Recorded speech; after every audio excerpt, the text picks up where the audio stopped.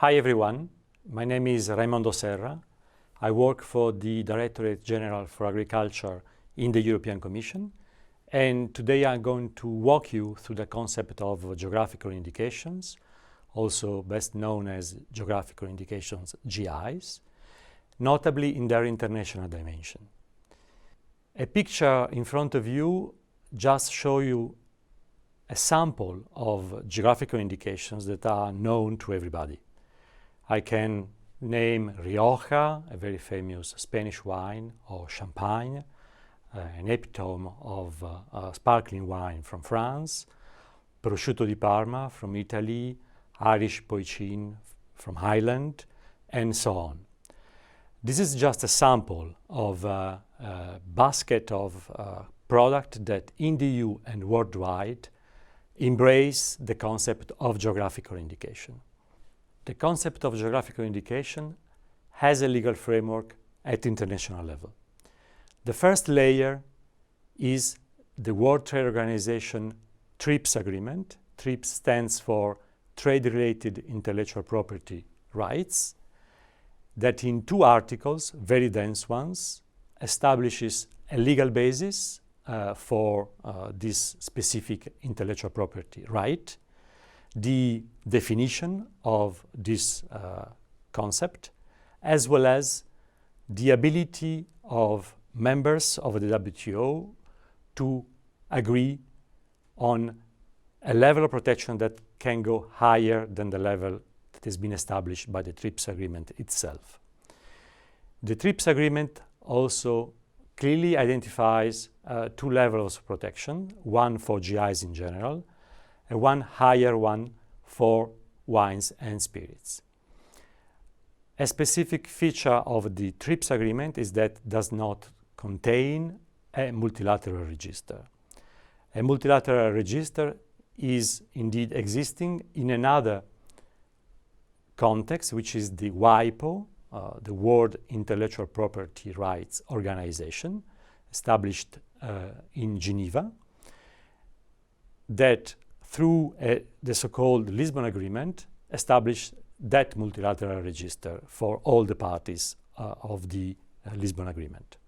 Now let's have a look to the EU situation. The EU has established over time, notably in the last 30 years, 4 sets of rules, essentially for agricultural products.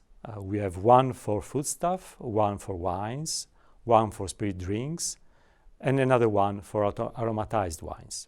This is an exclusive EU competence, and the 4 regulations covers the 4 sectors I've just mentioned.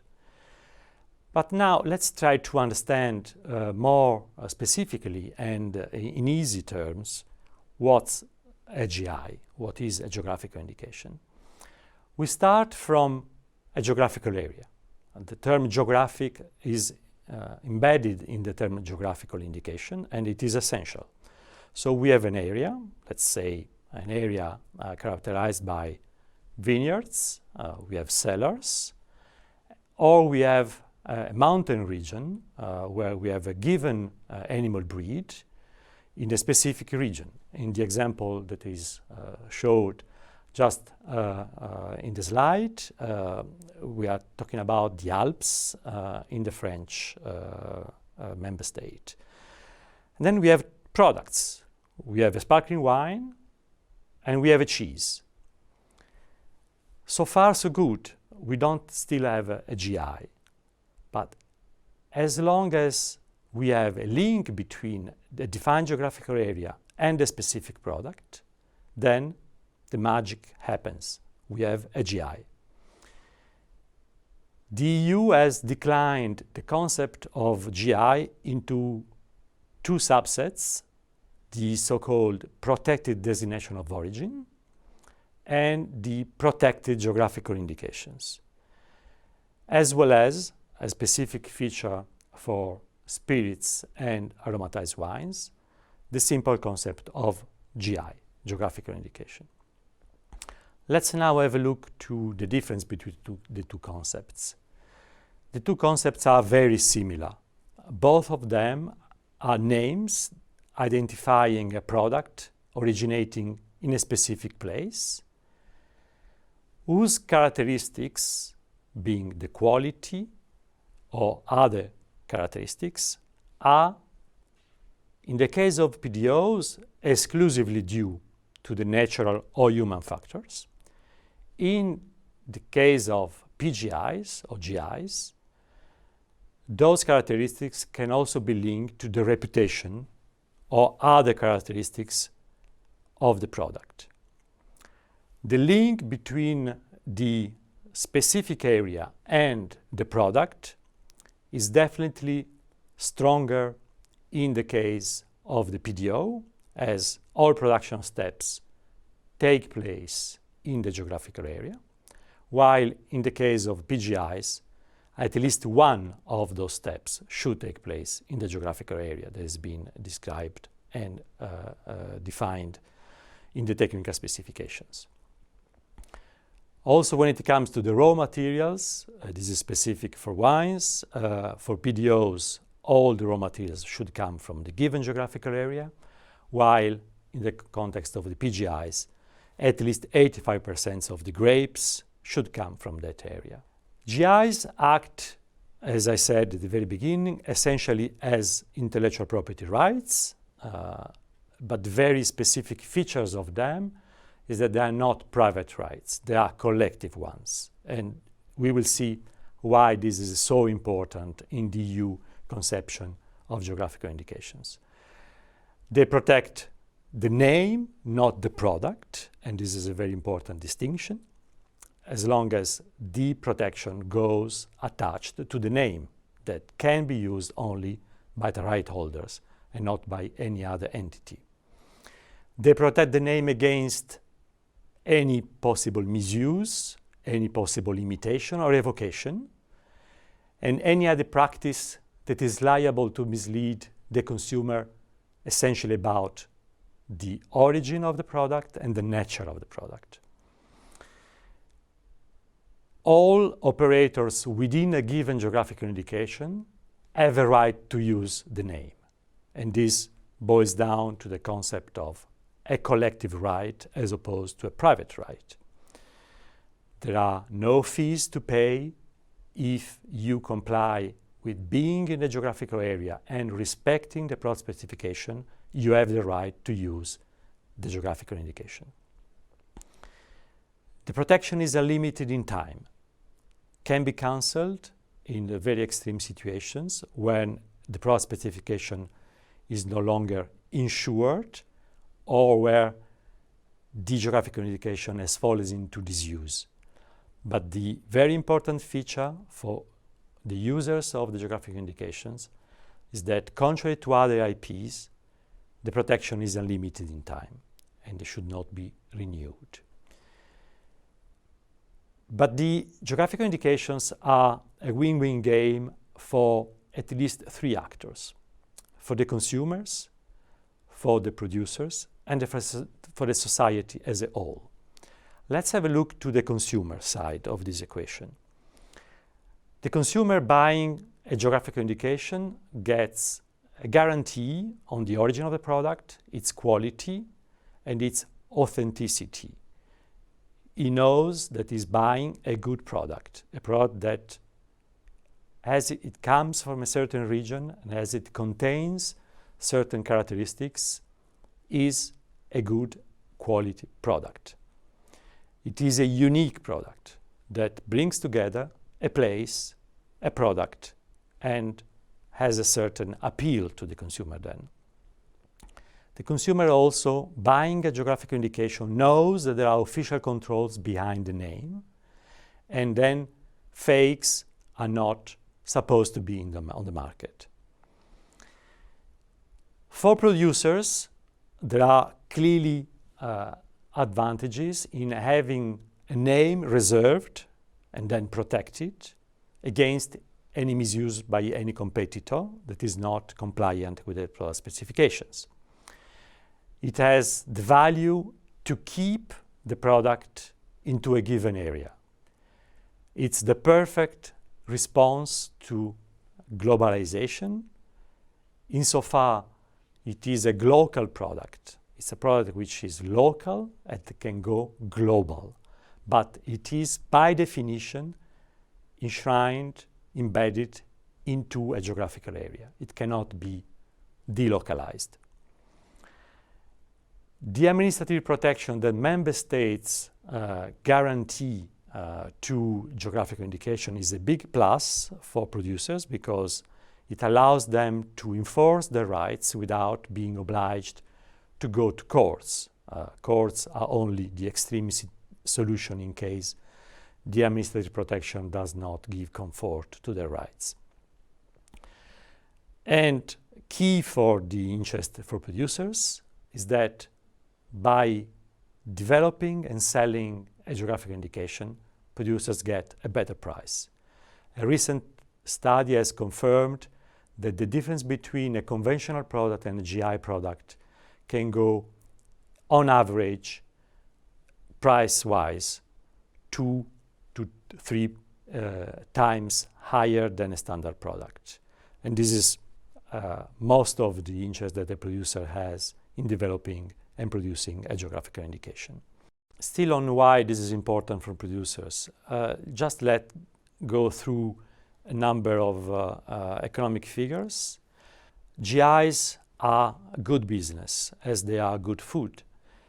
The estimated sales value of EU GIs is 75 billion in 2017, which is an important share of the total EU food and drink sector. It's almost 7%.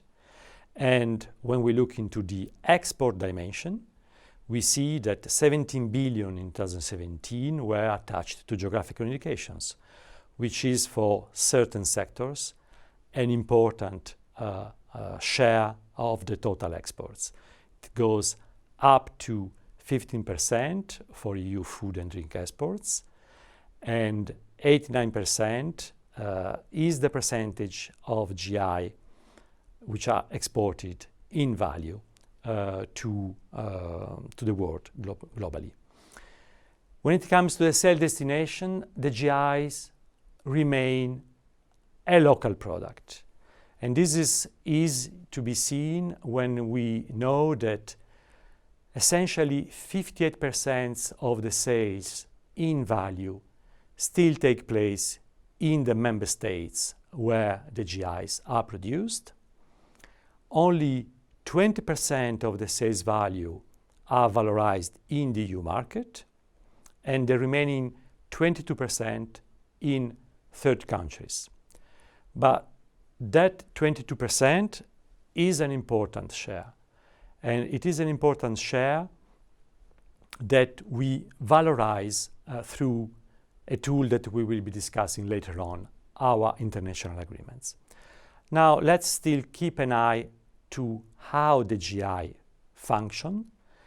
They function as a marketing tool because they are distinctive signs that they work on the marketplace to the consumers that attach instantaneously an important and a value to a given product or to a given logo. You have seen at the beginning that PDOs and PGIs have logos. There is a high level of brand recognition of those logos that then appeal to the consumer in the market. And we know that consumers are prepared to pay more for those products. We have just seen that on average, the price tag goes twice or 3 times more important than a non-GI product. A bit of recall of the concept of GI as an IPR, an IPR contrary to other IPRs, in particular trademarks. GIs do not expire, so they do not need to be renewed. They benefit from an administrative protection, and they do so because they have the characteristics of bringing together producers, consumers, and societal interest all together. Now, let's have a look to numbers. At the very beginning, we saw some samples of GIs, a bit of a dozen pictures in the first slide, but GIs in the EU are more than 3,000, according to recent scores. Half of them are wines, 45% of them are foodstuff, and then there is the rest which is made essentially by spirit drinks and aromatized wines. We see then all those four categories belong to a larger category of agricultural products. GIs are not only agricultural products, but the EU has developed specific regulations for those four categories, while other GIs, not being agricultural products, are protected through laws and systems in member states. Now, let's have a bit of a focus on the international dimension of the protection of geographical indications. We saw at the beginning that WTO does something in TRIPS, that WIPO has a multilateral register, but this is definitely not enough, or at least not enough for the EU. And the EU wants, via its network of free trade agreements, to get a higher level of protection of the one that is established by TRIPS, in particular for foodstuff that deserve currently a lower level of protection as compared to wines and spirits. So that high level of protection, or higher level of protection, is the key target of our FTAs. Another striking point in our attempt to get better protection for GIs via international agreements is to let GIs coexist with prior trademarks that, without those FTAs, would be a bar for the protection of subsequent geographical indications. And last but not least, we want to ensure that on top of the existing judicial remedies for the enforcement of rights, our producers can enjoy administrative enforcement in the territories of third parties, sparing then fees and very costly judicial procedures. Currently, we have a network of 36 agreements that include a GI chapter. The examples of Vietnam, China, Japan, South Korea, Singapore, Mercosur are given in the slide just to provide you examples of the most recent agreements concluded by the EU. There is an important number of negotiations ongoing, the most prominent ones being New Zealand, Australia, Chile, and Indonesia. And as this is not a one-way street, we protect via international agreements in the EU over 1,500 third country GIs to a level which is exactly the same provided for our domestic geographical indications. Thank you for your attention and enjoy GIs.